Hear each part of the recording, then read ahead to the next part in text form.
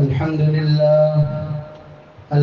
لله نحمده ونستعينه ونستغفره ونؤمن به ونتوكل عليه ونعوذ بالله من شرور أنفسنا ومن سيئات أعمالنا. من يهده الله فلا مضل له ومن يضلله فلا هادي له. ونشهد أن لا إله إلا الله وحده لا شريك له. ونشهد أن سيدنا ومولانا محمدا عبده ورسوله صلى الله تعالى عليه وعلى آله وأصحابه وبارك وسلم تسليما كثيرا كثيرا. أما بعد، فعن أبي هريرة رضي الله تعالى عنه قال: سمعت رسول الله صلى الله تعالى عليه وسلم يقول: أرأيتم لو أن نهرا بباب أحدكم يغتسل منه كل يوم 5 مرات هل يبقى من درنه شيء؟ قالوا: لا يبقى من درنه شيء. قال: فذلك مثل الصلوات الخمس يمحو الله بهن الخطايا، أو كما قال عليه الصلاة والسلام.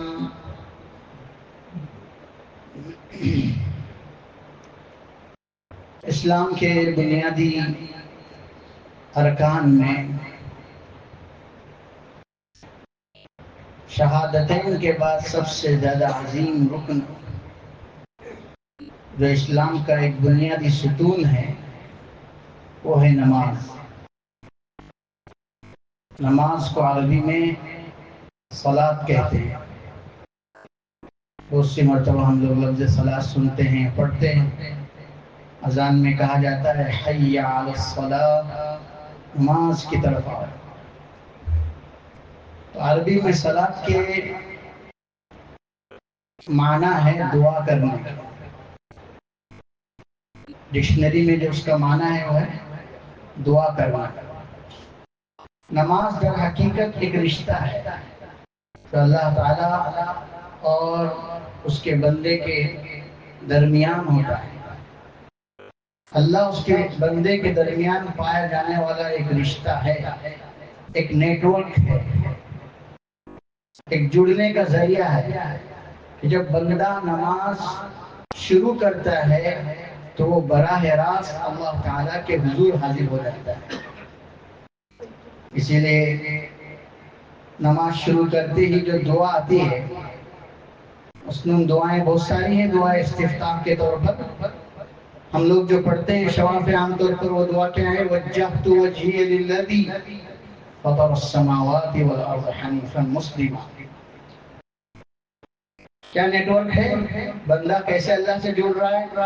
وہ کہہ رہا ہے کہ میں نے سب طرف سے اپنا دھیان ہٹا کر، سب طرف سے اپنا رخ ہٹا کر ایک ہی ذات کی طرف اپنا رخ کر لیا جس نے آسمان و زمین کو بنایا. سب سے کٹ کر میں ایک کی طرف آیا. تو یہ وہ رشتہ ہے جس کانٹیکٹ اور جس نیٹ ورک کے ذریعے بندہ براہ راست کس سے جڑ جاتا ہے؟ اللہ تعالیٰ سے.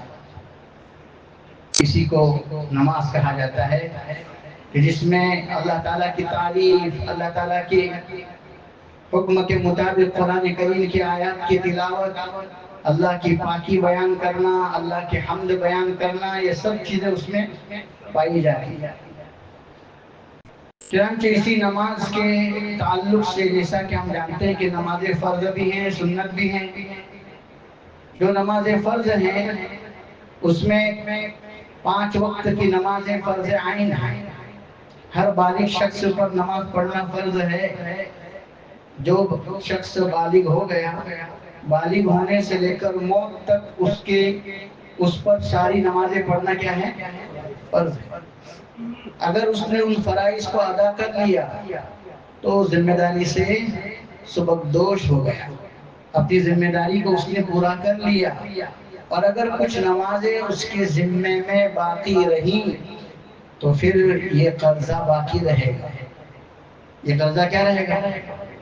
بہت سارے ہمارے نوجوان وہ ہوتے ہیں جو نماز پڑھنا 20 سال کی عمر میں شروع کر دیتے ہیں، بہت سارے وہ جوان ہوتے ہیں جو 25 سال کی عمر میں نماز پڑھنا شروع کر دیتے ہیں، کوئی 30 میں شروع کرتا ہے، کوئی 40 میں شروع کرتا ہے، کوئی اخیر عمر میں شروع کرتا ہے۔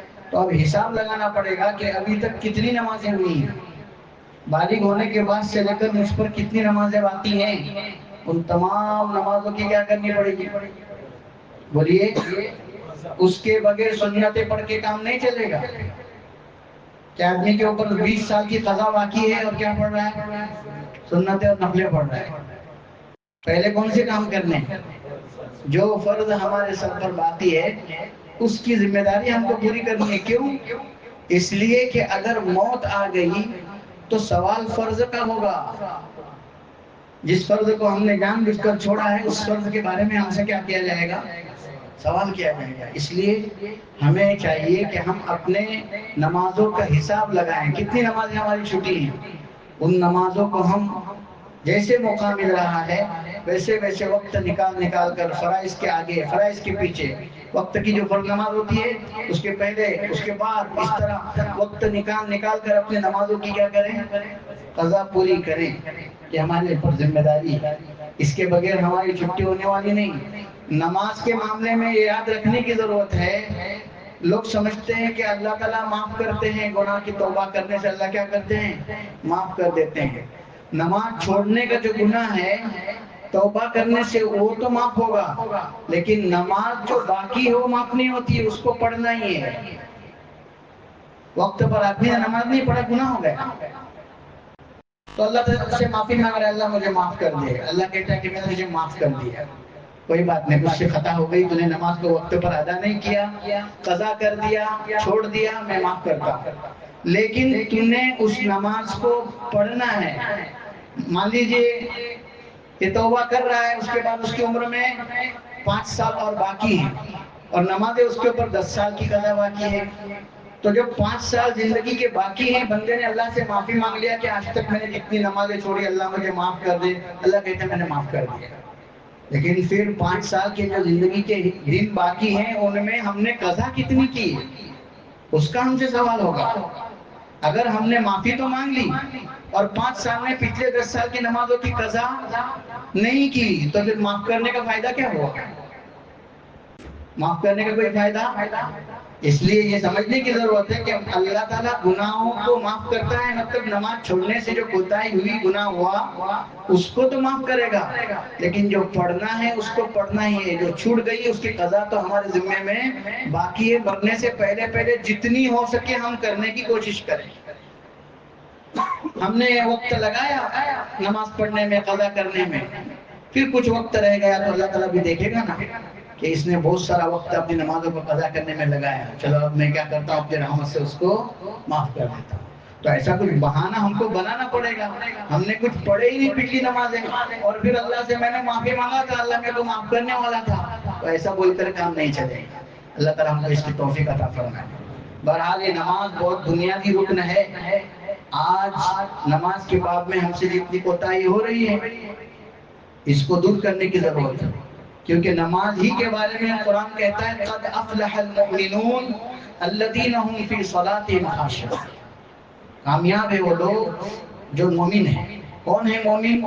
جو نمازیں پڑھتے ہیں اور نمازوں میں خشوع کے ساتھ نمازیں پڑھتے ہیں، نمازوں کو قائم کرتے ہیں۔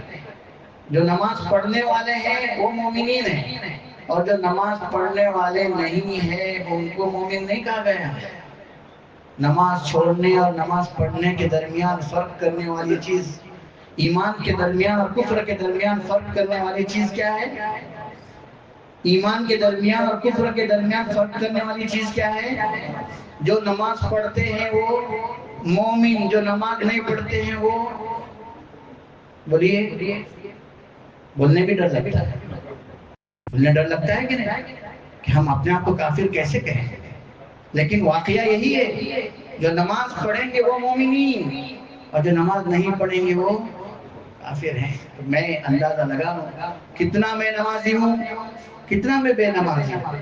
اب میں اپنے آپ کو مومنین میں شامل کر رہا ہوں یا میں کافروں میں شامل کر رہا ہوں؟ اگر میں نماز پڑھتا ہوں تو میں اپنے آپ کو مومنوں میں شامل کر رہا ہوں، اور اگر میں نمازیں چھوڑ رہا ہوں تو اس کا مطلب یہ ہے کہ میں کافروں میں اپنے آپ کو شامل کر رہا ہوں۔ اللہ تعالیٰ کیا اس کا کیا دینا پڑے گا؟ جواب دینا پڑے گا۔ نماز ہی کے بارے میں سب سے پہلے سوال ہوگا۔ جس کی نماز اچھی نکلی اس کے سارے اعمال اچھے نکلیں گے، اور جس کی نماز خراب نکلی اس کا سب کچھ بگڑ گیا۔ اللہ تعالیٰ اس نقصان سے ہم سب کی حفاظت فرمائے۔ مشہور حدیث ہے، آپ نے سنی ہوگی کہ جو نماز پڑھنے والے لوگ ہیں ان کا حشر کس کے ساتھ ہوگا، اور جو نماز چھوڑنے والے لوگ ہیں ان کا حشر کس کے ساتھ ہوگا؟ جو نماز چھوڑنے والے ہیں ان کا حشر فرعون، حامان اور قارون جیسے لوگوں کے ساتھ ہوگا۔ نماز چھوڑنے والوں کا حشر فرعون، حامان اور قارون جیسے لوگوں کے ساتھ ہوگا۔ معلوم ہے قارون کا حشر کیا ہے؟ قارون کا حشر قرآن ذکر کرتا ہے کہ ہم نے اس کو زمین میں دھسا دیا، اس کے خزانے کے ساتھ اس کو دھسا دیا، قیامت تک وہ دھستا رہے گا۔ ایک تو اس کا دنیا میں حشر ہے اور آخرت میں ہمیشہ ہمیشہ کی جہنم میں جائے گا۔ فرعون کو ہم نے پانی میں ڈبو کر ہلاک کر دیا، قیامت کے دن جہنم میں جائے گا، ہمیشہ ہمیشہ جہنم کی آگ میں جلے گا۔ تو جو نماز چھوڑ رہے ہیں ان لوگوں کا حشر اللہ تعالیٰ ایسے لوگوں کے ساتھ کرنے والا ہے۔ کیا ہم سب تیار ہیں کہ ہم قارون اور حامان اور فرعون جیسے لوگوں کے ساتھ حشر کے لیے ان کے ساتھ چلے جائیں، یا پھر ہمارا حشر انبیاء اور مومنین اور صالحین کے ساتھ ہو جائے؟ اگر ہم چاہتے ہیں کہ ہمارا حشر اچھے لوگوں کے ساتھ ہو جائے تو پھر ہمیں اچھے کاموں پر آنا پڑے گا، نمازوں کا اہتمام کرنا پڑے گا۔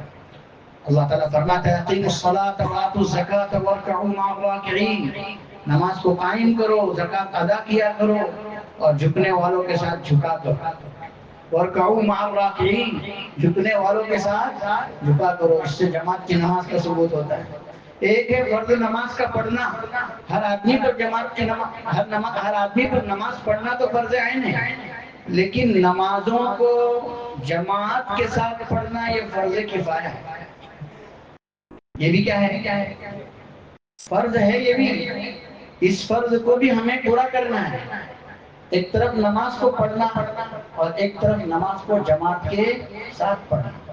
اگر ہم نے نماز کو پڑھ لیا تو اس کا ثواب تو ملے گا، لیکن جماعت کے ساتھ جب ہم نماز کو ادا کریں گے تو اس کا ثواب ہم کو 25 گنا بڑھا کر دیا جائے گا، 27 گنا بڑھا کر دیا جائے گا۔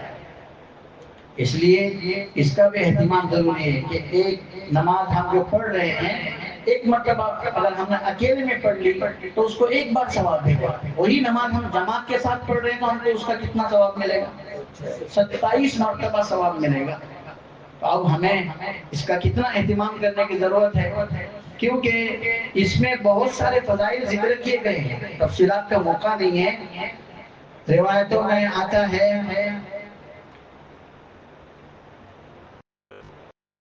ایک شخص تھے، ان کی نماز جماعت سے ایک مرتبہ چھوٹ گئی، جماعت کی ایک مرتبہ نماز چھوٹ گئی۔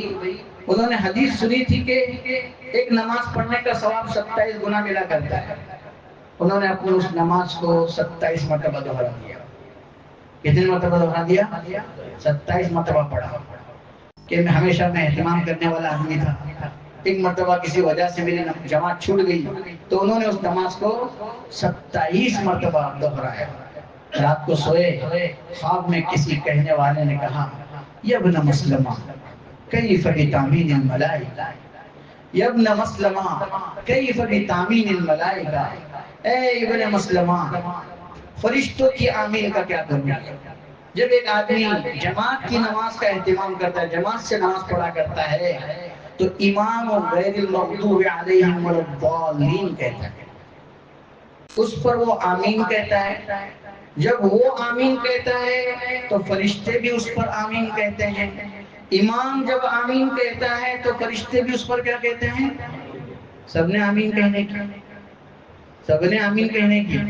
ہاں فرق اتنا ہے کہ جن کے نزدیک زور سے بولنے کی انہوں نے زور سے بولنے کی، اور جن کے نزدیک آہستہ انہوں نے آہستہ پڑھنے کی، لیکن آمین سب نے بولنی ہے۔ سمجھ میں آئے کہ نہیں؟ آمین کا معنی یہ دعا ہمارے حق میں قبول فرما، تو دعا کس کو نہیں چاہیے؟ کس کو قبول کرنے کو نہیں چاہیے؟ بھائی کچھ لوگوں کو چاہیے جو آمین بولتے ہیں، جن کو نہیں بولنے آمین، جن کو قبول نہیں کرنی وہ آمین نہیں بولتے، ایسا چلے گا نہیں؟ ہر ایک کو چاہیے کہ ہماری دعا کیا ہو جائے، تو آمین سب نے بولنی ہے۔ جنہوں نے زور سے بولنی انہوں نے زور سے، اور جنہوں نے آہستہ بولنا ہے اس نے آہستہ۔ اب جنہوں نے زور سے بولنا ہے انہوں نے بھی چلانا نہیں ہے۔ بہت سے لوگ زور سے آمین بولنے میں زور سے چلاتے ہیں، تو چلانے سے کوئی اللہ تعالیٰ جلدی سنتا ہے؟ ایسا نہیں ہے، چلانا نہیں بلکہ ایسی آواز میں جو معتدل ہو، ایسی آواز ہو معتدل آواز میں زور سے آمین بولنا ہے، نہ کہ زور سے چلانا ہے کہ میں یہاں اگر آگے رہوں تو مجھے پتا چلے کہ ہمارے فلاں دوست پیچھے چوتھی صف میں ہیں، ہاں ان کی آواز آمین کی میرے کان میں پہنچی، یا وہ 10ویں صف میں ہے تو مجھے پتا چلا کہ وہ فلاں آدمی نماز میں آئے ہیں۔ تو ایسا نہیں اتنے زور سے چلانے کی ضرورت نہیں ہے۔ بہرحال یہاں ہے کہ جب امام آمین کہتا ہے تو اس کی آمین پر فرشتے بھی آمین کہتے ہیں۔ تو ایسے موقع پر حضور فرمانے کہ تم بھی آمین کہا کرو۔ جس مقتدی کی آمین، مقتدی مانا جو پیچھے نماز پڑھنے والے، جن پیچھے نماز پڑھنے والوں کی آمین فرشتوں کی آمین سے میچ ہوتی ہے، غفر لہ ما تقدم من ذنبہ، ان کی ساری گناہیں معاف کر دی جاتی ہیں۔ صرف آمین کہنے سے گناہیں کیا کی جاتی ہے؟ بولیے، صرف آمین کہنے سے گناہ معاف ہوتی ہوگی تو نماز پڑھنے سے کیا ملے گا؟ ہم اندازہ لگا سکتے ہیں؟ یہ جو آمین کی موافقت سے، آمین کہنے سے، فرشتوں کی آمین سے میچ آمین جو ہو رہی ہے، اس پر فرمایا کہ تمہاری اگلے گناہیں معاف ہو جائے گی۔ وہ شخص جو خواب میں آ کر کہہ رہا ہے، وہ پوچھ رہا ہے تم نے نماز کو 27 مرتبہ تو دوہرا دیا، کہ تم نے سنا تھا کہ ایک نماز کا ثواب جماعت سے پڑھنے سے 27 گنا ملا کرتا ہے، 27 مرتبہ تو دوہرا دیا، لیکن وہ ایک جماعت کی نماز میں فرشتوں والی جو آمین ہے وہ آمین کہاں سے لاؤ گے؟ وہ کہاں گئی؟ اس کو تو تمہارے ہاتھ سے اس کا تو نقصان ہو گیا۔ اس لیے بہت اہتمام کی ضرورت ہے۔ اللہ تعالیٰ ہم سب کو توفیق عطا فرمائے۔ جتنا نماز میں ہمارا مجمع جمعہ کے اندر رہتا ہے، جتنا مجمع ہمارا عیدوں میں رہتا ہے، کاش کہ اگر ہر نماز میں ایسا مجمع جمع ہو جائے تو پھر اللہ تعالیٰ یوں ہی باطل کو صاف فرما دے گا۔ باطل کو صاف کرنے دیر نہیں جائے گی۔ یہ مجمع دیکھ کر ہی گھبراہٹ شروع ہو جاتی ہے، مجمع دیکھ کر ہی گھبراہٹ شروع ہو جاتی ہے۔ سمجھ میں آیا کہ نہیں؟ مجمع کو کنٹرول کرنے کے لیے ضرورت پڑتی ہے۔ تو اب ہمیں ضرورت ہے کہ ہم اللہ تعالیٰ کے حکم پر کھڑے ہوں، پھر اللہ کی مددیں ہمارے ساتھ ہوں گی۔ اگر ہم اللہ کی دین کی مدد نہیں کریں گے، یہ بھی اللہ کے دین کی مدد ہے۔ نماز جماعت کے ساتھ پڑھنا اسلام کا شعار ہے۔ جب جماعت کے ساتھ ہم نماز پڑھیں گے تو اس شعار کو ہم ادا کرنے والے بن جائیں گے۔ اللہ کے دین کا ایک پرچم لہرے گا، اللہ کے دین کا ایک حکم سب کے سامنے کھل کر آئے گا۔ اس نماز کا اگر کوئی آدمی اکیلے میں عبادت کرتا ہے تو اس کا اثر پڑتا ہے، جماعت سے پڑھنے سے اس کا اثر اور لوگوں پر پڑتا ہے۔ ایک شعار ہے جس کو ادا کرنے کے لیے ہمیں آگے بڑھنا پڑے گا۔ فرمایا حافظوا علی الصلوات والصلاۃ الوسطی، نمازوں کی پابندی کیا کرو، نمازوں کی پابندی کیا کرو، خاص طور پر بیچ والی نماز کی پابندی کرو۔ کون سی ہے وہ بیچ والی نماز؟ عصر کی نماز۔ کون سی نماز؟ عصر کی نماز۔ عصر کے وقت تو سونے میں بہت مزہ آتا ہے، تو کھانا کھا کے ہم لوگ گھورتے ہوئے سو جاتے ہیں ایئر کنڈیشن روم میں، تو پھر تو اٹھنے کو ہی دل نہیں کرتا، سمجھے کہ نہیں؟ تو ایسے وقت میں اپنے آپ پر قابو کر کے، اپنے نفس پر لات مار کے، اپنے نفس کے تقاضوں کو کچل کے اور دبا کر اللہ کے حکم کے لیے اٹھ کر کھڑے ہونا، یہ مومن ہونے کی نشانی ہے۔ اور عصر کی نماز میں غفلت، فجر کی نماز میں غفلت، یہ منافق ہونے کی نشانی ہے۔ سعودیہ کے ایک بڑے عالم ہیں، اپنے بیان میں فرماتے ہیں جو آدمی یہ چاہتا ہے کہ اپنے آپ کو مومن ہے یا منافق ہے جاننا چاہتا ہے تو اپنا امتحان فجر اور عصر کی نمازوں سے لے۔ جو آدمی فجر کی نماز اور عصر کی نماز کو جماعت کے ساتھ پڑھتا ہے تو ایسا آدمی اپنا امتحان کر لے کہ میں کیا ہوں، مومن ہوں، اور اگر میری نماز فجر والی چلی جاتی ہے، عصر والی چلی جاتی ہے، تو میں اپنے بارے میں فیصلہ کر دوں کہ میں کیا ہوں؟ منافق۔ نبی کریم صلی اللہ تعالیٰ علیہ وسلم کے زمانے کے منافق بھی جماعت کی نماز چھوڑنے کی ہمت نہیں کرتے تھے، اور آج ہم تو ان سے بھی آگے بڑھ چکے ہیں کہ ہم تو فوراً جو ہے جماعتیں چھوڑ دیتے ہیں، اکیلے میں بعد میں پڑھ لیں گے، بعد میں پڑھ لیں گے، قضا کر لیں گے، سب ہیلے بہانے ہم نکالتے ہیں۔ وہ جماعت سے نہیں پڑھتے، بعد میں اکیلے پڑھ سکتے ہیں نا، اور دوسری ہم جماعت پڑھ سکتے ہیں نا، سب اپنی جگہ پہ ہے۔ لیکن اصل جو مسجد کی جماعت ہے، اس جماعت کو حاصل کرنا ہی ہمارے لیے بڑی سعادت ہے۔ اس کا بڑا اہتمام کرنے کی ضرورت ہے۔ اللہ مجھے اور آپ کو توفیق عطا فرمائے۔ فرمایا وَحَافِظُوا عَلَى الصَّلَوَاتِ وَالصَّلَاةِ الْوُسْطَىٰ۔ اسی طرح اللہ تعالیٰ ایک جگہ فرماتے وَأْمُرْ أَهْلَكَ بِالصَّلَاةِ، خود ہی نماز مت پڑھو، اپنے گھر والوں کو بھی نماز کا حکم دو۔ خالی اکیلے پڑھ لیے کافی نہیں ہے۔ میں ہم جیسے بہت سارے لوگ ہیں خالی اکیلے پڑھ لیتے ہیں، ہم گھر والوں کی ہم فکر نہیں کرتے ہیں۔ ورنہ وَأْمُرْ أَهْلَكَ بِالصَّلَاةِ، اپنے گھر والوں کو بھی نماز پر کھڑا کرو، وَاصْطَبِرْ عَلَيْهَا، اور نماز پر خود بھی جمو، خود بھی جم کر رہو، اور اپنے گھر والوں کو بھی اس کی تاکید کرو۔ لَا نَسْأَلُكَ رِزْقًا، بہت سے لوگ نماز اس لیے چھوڑتے ہیں کہ جاب پہ جانا ہے، نماز اس لیے چھوڑتے ہیں کہ ڈیوٹی ہے، نماز اس لیے چھوڑتے ہیں کہ کام بہت ہے، اس لیے پیسہ کمانا ہے، تو پیسہ کمانے کے لیے نماز اس لیے چھوڑتے ہیں کہ دکان پہ ہوں، میں نہیں وقت نکال پا رہا ہوں۔ تو روزی جو ہے ہم لوگ سوچتے ہیں کہ نماز چھوڑ کر ہم روزی لیں گے۔ اللہ تعالیٰ کہتا ہے کہ نماز پر جمع رہو، لا نسألک رزقا، میں تم سے روزی نہیں مانگتا، روزی میں تم کو دوں گا۔ روزی دینے کی ذمہ داری کس نے کی قبول کی ہے؟ میں تمہیں روزی دوں گا، لیکن تم میرے حکم پر جم کر رہو۔ اس کا مطلب یہ نہیں کہ اپنے کام دام کو چھوڑنا ہے، مطلب کام دام میں اپنا وقت نماز کے لیے فارغ کرنا ہے، نکالنا ہی ہے۔ کوئی گنجائش نہیں ڈیوٹی کے لیے، دکان کے لیے، جاب کے لیے نماز کو آگے پیچھے کیا جائے۔ جتنے ہم میں سے ایسے لوگ ہیں جو ڈیوٹی کے نام پر نمازوں کو قضا کرتے ہیں، جو ڈیوٹی کے نام پر نمازوں کو وقت سے ہٹا کر غیر وقت میں پڑھتے ہیں، یاد رکھیے گا کہ یہ ہماری طرف سے بڑی کوتاہی ہے۔ کوئی بھی اگر ہم کو یہ کہتا ہے کہ چلے گا ایسا کیے تو یہ چلے گا، وہ بھی جہنم میں جائے گا، ہم بھی جہنم میں جائیں گے۔ نماز کو آگے پیچھے کرنے کی کوئی گنجائش نہیں۔ اس لیے مجھے اور آپ کو فکر ہونے کی ضرورت ہے کہ ہم نماز کا اہتمام کرنے والے کیسے بن جائیں، کہ اپنی ڈیوٹی کے ساتھ، اپنے کاروبار کے ساتھ، اپنے کام کاج کے ساتھ ہمیں نماز کا اہتمام کرنا ہے۔ ہم اگر مسجد کے قریب میں تو مسجد میں جا کر، مسجد کے قریب میں نہیں ہے تو جہاں ہے وہاں اپنے کچھ دوست احباب، کچھ ساتھی، ان کو لے کر ساتھ میں لے کر ان کے ساتھ جماعت کی نماز پڑھنے کی کوشش کریں۔ اس کی وجہ سے ہم اللہ تعالیٰ کے حکم اور اس کی ذمہ داری کو پورا کرنے والے کہلائیں گے۔ اس لیے فرمایا وَأْمُرْ أَهْلَكَ بِالصَّلَاةِ وَاصْطَبِرْ عَلَيْهَا، اپنے گھر والوں کو نماز کی تاکید کرو اور اس پر خود بھی جمے رہو۔ لَا نَسْأَلُكَ رِزْقًا نَحْنُ نَرْزُقُكَ، ہم تم سے روزی نہیں مانگتے، روزی تو ہم تم کو دیتے ہیں۔ وَالْعَاقِبَةُ لِلتَّقْوَىٰ، اور آخر ایک آیت ہے فَوَيْلٌ لِّلْمُصَلِّينَ۔ آیت الذی پڑھتے ہیں ہم لوگ، اور آیت الذی یکذب بالدین میں دو لوگوں کی ہلاکت کا بیان ہے، ایک تو کافر کا، دوسرے نمازی کا۔ کون سے نمازی؟ فَوَيْلٌ لِّلْمُصَلِّينَ الذین هم عن صلاتهم ساہون، ہلاکت اور بربادی ہے۔ یہ کون کہہ رہا ہے؟ یہ کون کہہ رہا ہے؟ ذرا بولیے، کون کہہ رہا ہے؟ یہ اللہ کہہ رہا ہے۔ کیا اللہ کسی ایمان والے بندے کو ہلاک کرنا چاہتا ہے؟ اللہ تعالیٰ کی رحمت سے یہ امید ہے کہ اللہ ہم کو ہلاک کر دے؟ اللہ کی رحمت تو سب سے بڑی ہے، اس کے باوجود وہ کہہ رہا ہے کہ ایسے نماز پڑھنے والوں کے لیے ہلاکت اور بربادی، اور وہ ایسے نماز پڑھنے والے غارت ہو جائیں جو اپنی نمازوں سے غفلت برتتے ہیں۔ نمازوں سے کیا برتتے ہیں؟ کیسی غفلت برتتے ہیں؟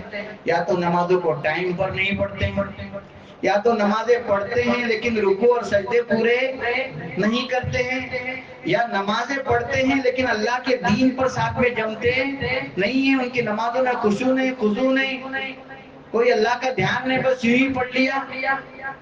تو ایسی تمام غفلت کرنے والوں کے لیے کیا کہا گیا؟ بربادی ہے۔ اگر ہم اس میں گئے تو ہمارے لیے بربادی یقینی ہے کہ نہیں ہے؟ اگر ہمیں اپنے آپ کو ایسی بربادی سے بچانا ہے تو اپنی نمازوں کو پاورفل بنانا پڑے گا۔ کیسا بنانا پڑے گا؟ پاورفل۔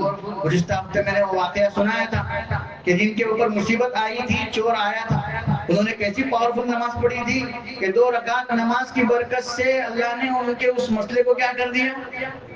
ان کو چور مارنے کے لیے آیا، فرشتہ آسمان سے ان کی مدد کے لیے آتا ہے اور اس چور کو کیا کرتا ہے؟